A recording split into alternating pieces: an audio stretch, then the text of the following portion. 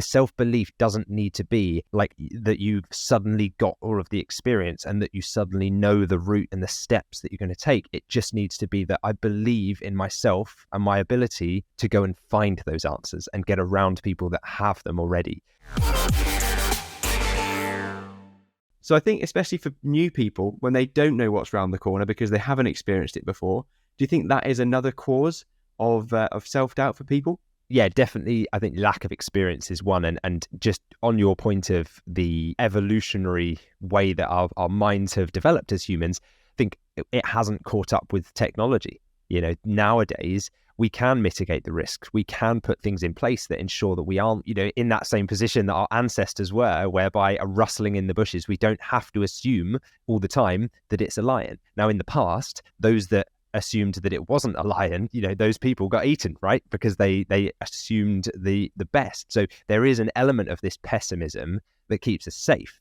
However, if you just play it safe and you don't take any risks, you're not going to succeed, right? You're going to always remain in your comfort zone. So in today's age, you almost have to fight that evolutionary instinct to play it safe. And so I couldn't agree with that more. The lack of experience then, I think, is something that to those of us that are new to dropshipping, that are new to e-commerce, when we're first starting out, it's natural, right? We doubt ourselves because we don't have that technical experience. And I remember my first day of I talked about the penny drop moment, and it's the thing it's the only way I can really describe it, because it really was like in the flip of a switch, something just changed in my mind. And I thought, I don't need to have the answers now. I just need to be willing to find them. And that I don't think I can explain it better than that to people who are in that position. So hopefully that can help some people get over that point of you don't need the answers now. You just need to change your mindset so that you're willing to go and find them. The self-belief doesn't need to be like that you've suddenly got all of the experience and that you suddenly know the route and the steps that you're going to take. It just needs to be that I believe in myself and my ability to go and find those answers and get around people that have them already. So there's a big shift, I think, in that. And it's a bit like when you're first learning to drive, right? You get in the car, you go out on all the kind of quiet roads, but the first time you get on a motorway, there's like so much happening and you haven't got experience in that environment, right? And if you're going along and watching all of the people changing lanes, and there's like suddenly variable speed limits and so much stuff, and cones and roadworks, and there's so many things happening that it can be quite stressful and everyone's going 70 miles an hour. But if you're anything like me now, after years of driving, and just kind of kick back and think, okay, well, this is just it. I just stay in my lane and continue a normal speed. And so it's like now it becomes, once the subconscious takes over, you'll get there and the experience won't be a problem because you'll have it and you can build upon it. But when you're first starting, everything new takes energy. It takes brain power and mental cognitive load. And so you'll feel like, I'm out of my comfort zone here. I don't know what I'm doing, but that will very quickly normalize and that'll become your new baseline level. Yeah, so I think we're talking about the comfort zone here, and how a new motorway, when you're first driving compared to when you've been driving for a few years, is a completely different experience. And that's the same for no matter what you go into. If it's the first time you're going into it, it's going to be filled with self-doubt. It's going to be filled with thoughts about how you can't do that specific thing. But just remember, anything that you've overcome in the past, like learning how to drive or the job you're in at the moment, there was a point when it was completely outside of your comfort zone, but you've got through that, and you can take strength and confidence from those past experiences to realize that it's very normal to feel uncomfortable when you first do something new, and that's all part of it. But after a few years, or even after a few weeks of doing something repeatedly, you'll soon expand your comfort zone and feel comfortable in that environment. Exactly. And like one of the things I think that doesn't help with this is when you put the question out to the internet. The internet's a great place to get feedback, but it's also a terrible place to get feedback depending on the source of the feedback. And so when I was first starting, I remember making the mistake of almost trying to validate my intention and what I wanted to do, build an e-commerce business, by asking the internet, right? These like faceless people on the internet that hide behind keyboards and screens and would never, you often don't know the source of the individual giving you that information. So I used to search for things like, well, does dropshipping still work? Is it still viable?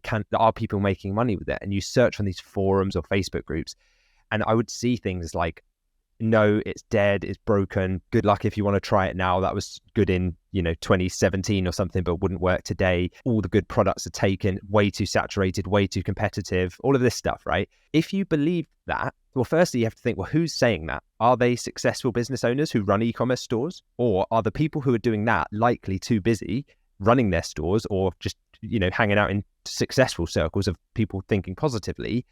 Or are you hearing from people who are maybe projecting on the basis that they gave up or failed early on and now want to validate their feeling and their experience by bringing others into that, right? So that's the thing that oftentimes you hear, like, oh no, it's why would you succeed when there's Amazon and Wayfair? But remember, careful who you let into your mind at that early stage, because this can be a real fuel for self-doubt. It can really make it a lot worse if you're letting people in the comments section dictate the viability of your future business model. And so I know from personal experience and hundreds of our members now that I did proceed with e-commerce, and it was a rocky road. There were things I had to figure out along the way. It wasn't easy. So I can see why those people maybe did give up at the first hurdle.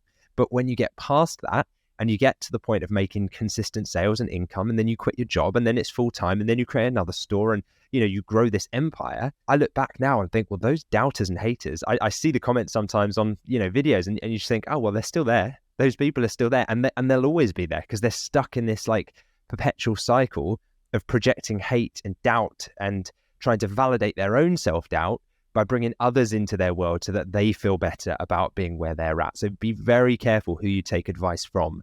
Ask yourself, what's the source of the advice, and are they where I want to be? And that's crucial. You don't want to be taking advice from somebody that you wouldn't want to be in their position. So you should take their advice with a pinch of salt. I think to go back to our evolutionary point and where the roots of self-doubt come from, we have a human desire to stay for comfort, and that's how we avoid the self-doubt that we get initially. So we stay in our comfort zone. We also have a desire that's come evolutionary to please the tribe, because if we were to upset the tribe thousands of years ago, we'd be outcast, and that could lead to certain death. So that's why it can feel sometimes why pleasing a tribe and pleasing others can feel like death if we go against that. So it's natural then to think about a new business and get around people, or to use Facebook or forums to search, as you did, Lewis, to get some feedback from others as to what their opinion is on that. And if you take that to heart, some of the points that some people make that aren't in a position that you want to be in, it can really hold you back, because you don't want to upset them or upset what you think everyone is thinking. And so it can really hold you back and keep you pinned down into wherever you're at the moment. And I hate to see that happen. And I knew it was so close to happening to me when I first started as well. So clearly, overcoming self-doubt is a process, but it's crucial for success. And I heard a quote recently that I'd like to share, because I think it's so powerful. But it's not who you think you are that holds you back. It's who you think you are not. So what we allude to there is that we can put these thoughts into our mind that we're not a successful entrepreneur, or we're not somebody who can create a business. We're not somebody who can go out and achieve everything that we want to achieve. And that holds you back more than who you actually think you are. So be very careful with the words that you say to yourself and the identity that you create in your own mind, because that can often dictate where you go in life. Yeah, exactly. Who we think we're not can often be as powerful in a negative sense as who we believe we are. And sometimes it's not just who we believe we're not, it's who society and friends and well-meaning family subconsciously or consciously project on us that we're not, right? So I remember having the thing from well-meaning friends and family where it was a little bit of like, don't want to say jealousy or envy, but it was more just kind of, hey, come back down to our level, like don't leave the tribe, the tall poppy syndrome, the back in the crabs in a bucket, trying to claw you back in. It's like, hey, don't get too big for your boots here. Remember what your roots, remember where you came from. Because of course, if you leave those things behind, it's going to leave them, right? So they're not going to feel great. They're going to feel like you've rejected the tribe. So sometimes you do need to find a new tribe, and it's a harsh reality. But if you want to level up, you need to find people who are operating at the level you want to be at. Surround yourself with them, right?